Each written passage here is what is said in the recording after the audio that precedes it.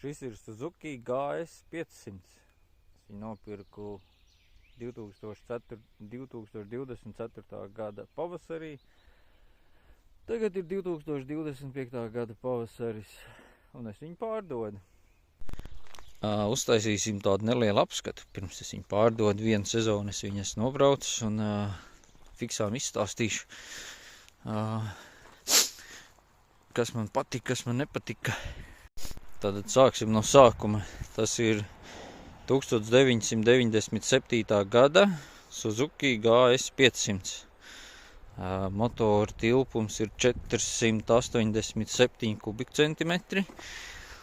Viņš tā nevar īsti redzēt. Skaitās, ķipa visi saka 500, bet nu tāda pilna 500 nav. Ja jūs iegūglēsiet Suzuki GS 500, tad visticamāk jums bildes parādīsies bez šitām te plasmasām. GS 500 skaitās kā naked bike, un tad viņam nav tās plasmas, viņš tur viss tāds pliks ir. Šitais skaitās kaut kāds GS 500F vai kaut kas tam līdzīgs. To motoru, ko viņi izmanto, cik es te lasīju internetā, ka tas esot diezgan vecs modelis, viņi te nemaz tā īsti nevar redzēt. Te kaut ko var bišķiņ redzēt. 2 cilindru motors. Te var parādīt. 2 cilindru motors. Ķēdes piedziņa. Ķēde. Ir kājiņa, šitā te sāna kājiņa, ir reku lielā kājiņa, ko var pacelt aizmuguru augšā, un tad var saeļot ķēdi, notīrīt, visu sadarīt. Tādā ziņā tas ir diezgan forši, tev nevajag nekādas papildus, tur kaut kādus štruntus. Uzreiz par eļļas mājiņu izstāstīšu. Redz, kur te nāk eļļas filtrs. Šitais ten ir eļļas filtrs, un te ir 3 uzgrieznīšus vajag atskrūvēt, un tad viņu var izņemt ārā. Un tas lielākais čakars ir tur, ka tam eļļas vākam, eļļas filtra vākam, viņam tur nāk tāda blīvīte, tāda gumijas blīvīte. Un viņa ir nevis tā kā aplis, vai ne? Tā kā aplis, bet viņai ir tās skrūvju vietas. Tās 3 skrūvju vietas. Līdz ar to nevar būt pilnīgs aplis, līdz ar to viņš ir tā kā šitāds. Tā blīvīte ir tāda šitāda apmēram. Un tas bišķiņ tā kā sagrūtina to eļļas mājiņu. Izskatās, baigi netīši, man tas motors, ne? Nezinu, vajadzēja varbūt notīrīt. Jā, tas ir bišķiņ tā uzmanīgi, tur pēc tam, kad ieliek to jauno eļļas filtru, tad ir bišķi tur tā čakarīgi, tur to vāku uzlikt virsū. Pārējais tur nekas traks nav, tur apakšā ir skrūve, atskrūvē veco eļļu ārā, eļļas filtru, jauno eļļu iekšā, rekur šiten otrā pusē. Ten ir šups, saucamais šups, šiten ielai eļļu. Pēc tam noliek moci uz šito lielo kāju, atskrūvē vaļā to šupu, vienkārši noliek viņu virsū, pārbauda eļļas līmeni. YouTube tur veseli čupi ir ar video, kā to izdarīt. Kas mums šī pusē vēl ir bremzes, disku bremzes aizmugurē, disku bremzes priekšā. Man liekas, viņš ir diezgan tāds simpātisks, normāls mocis. Protams, ir tāds 90. gadu vibes, bet, nu, man liekas diezgan smuks un diezgan foršs. Es viņu, kad pavasarī arī tagad, kad atbrauc mainīt eļļu, tīrīt, un likās, varbūt nepārdot vai pārdot, bet, nu jā, es viņu pārdodu. Tāds lielākais mīnus ir tas, ka nav kur mantas uzlikt, nav nekādas ne somas, ne kastes, nekas.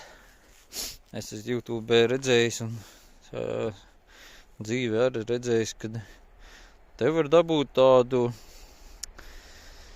kā viņš skaitās, kaut kāds kronšteins, ja? Un tad te kaut ko var pielikt, un tad tur kaut kādas citur, kaut kādas tur sānu somām, kaut kādas speciālas sūtījuši. Un, tāds stiprinājums tur var pasūtīt somām, bet tas atkal tur maksā un jāiedziļinās un lieki uztraukumi. Es vienkārši tas ir mocim pārsegs, redz, kur ir atslēga. Tagad es vēl paņēmu līdzi ķēžeļu un ķēdei tīrāmo. Un tad es viņus te visu tā piesienu. Pagājušo gadu es aizbraucu ar šito moci līdz ērgļiem. Tad mēs palikām no Mērsraga līdz Rīgai, no Rīgas līdz ērgļiem. Tad no ērgļiem mēs palikām tur pie Kālezera. Un tad nākamā dienā uz Gaiziņu kalnu, Saules kalnu, Jēkabpils, Rīga, Mērsrags. 2 dienas nobrauc, man liekas, ļoti ērti bija. Es nezinu, man ir augums 1,75 m. Ne man bija rokas nogurušas, ne man bija mugura stīva. Protams, pakaļ bišķiņi tur sursēja pēc 2 dienām, bet man kā 1,75 m augumam viss ir ļoti tieši ergonomiski tā kā izstrādāts. Kur ir ātruma pārslēgs, šī pusē bremze, šitien viss rekur čoks, viss te pīpināmais, uguņi, tālās gaismas, starts, stops, viss ir ļoti ergonomiski, viss ir sataisīts. Braucot, ja notirpst kājas, var piecelties kājās, diezgan ērti var izlocīties, izkustēties. Man liekas, baigi izolīts motocikls. Viņš it kā skaitās, viss viņu reklamē kā pilsētas motociklu. Man liekas, priekš pilsētu, varbūt. Es viņu tur pa Rīgu braucu. Es tā domāju, varbūt Rīga nav motociklu pilsēta. Jo tur tās tramvajas lietas un viss tur. Bet tā ir tāda bišķi mazāka pilsēta, kur nav tramvaj, nav sliedes. Varētu arī braukt pa pilsētas, nezinu. Kāpēc ne? Braucot uz ērgļiem, es to telti biju piesējis šitien, tāpat tur ar striķiem. Viņam te nāk tādi, rekur, te ir tāds āķīts, te ir āķīts, otrā pusē arī. Rekur, šitien ten var. Te ir tāds viens, redz, kur ir otrs, un tad es šitiem aizāķiem, tad attiecīgi tur var piesiet. Bet, telts man bija virsū, tā palika. Viens maiss ar guļamais un čībām, tas man nogāzās un kaut kur pazuda viens maiss. Bāka bija kaut kādi 17, 18 litri, es neatceros. Mums te nav. Tas ir 97. gada mocis, tad, protams, ka te nav neviens ekrāns. Tad, kad ielēja degvielu, tad šito te pārgriež uz nullēm. Nobrauc kaut kāds 250-300 km. Šitā mazā odometra, un tad apmēram var zināt, ka jāmaina eļļa. Nevis jāmaina eļļa, bet degviela jālej. Kāds 300 km apmēram nobrauc, patēriņš kaut kad 6 litri apmēram, kaut kas tam līdzīgs. Kā jau es teicu, tas ir skaitās diezgan vecs motors, bet viņš ķipa kalpo labi, tā kā, es nezinu, es tagad braucu, man nekādas problēmas nebija. Tur bija bišķi ar elektrību, tur preksteli vienā stroķī pazuda, bet tā nebija motora vaina, tas tur elektrība bija. Man liekas, kreisajā stroķī man pazuda dzirkstele, bet tā kā viņam ir 2 cilindri, tad uz mājām varēja atbraukt. 1 cilindrs darbojās un lēnā garā jauda bija mazāk un uz mājām varēja atbraukt. Protams, tas nav, šito mocu nevar salīdzināt ar kaut kādiem Kawasaki Ninjām, kaut kādām 2020. gada, vai ne? Un, ja tu gribi skriet 200 km/h, tad šitais mocis nebūs tam domāts. Bet man liekas, man kā pirmais mocis, man viņš diezgan labi patika. Jauda ir pietiekoša, Kā man Reinfelda Anšs teica, es no sākuma biju domājis, ka iesācēju mocu 125 kubi jāņem.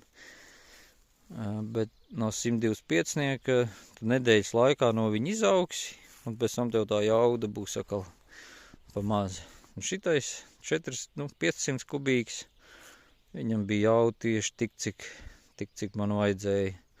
Un arī tagad nevar sūdzēties, ka īpaši vairāk vajag, tāds baigais skrējējs neesmu. Tā kā, man liekas, ir pilnīgi normāli.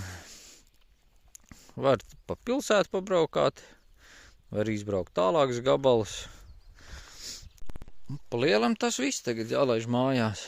Ja jūs gribat savu pirmo moci, Suzuki GS 500, man bija diezgan labs, priekš manis bija diezgan labs variants.